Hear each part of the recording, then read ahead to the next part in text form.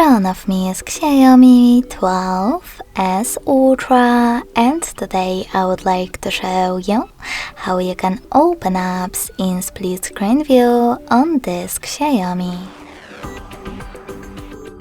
First of all, select one of your apps that you wish to use in this view.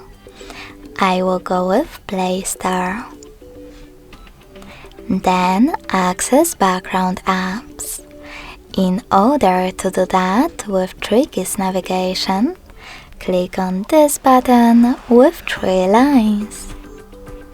Now you need to hold your app and click on this icon with 2 rectangles next to the padlock. Then click on Home button and click on the other app, like Chrome.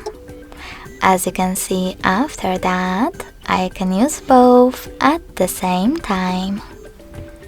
If you wish to go back from this mode, drag the first app upwards or downwards and select Home button.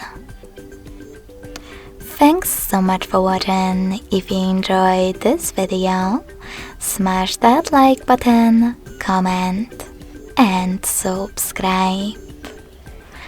Bye!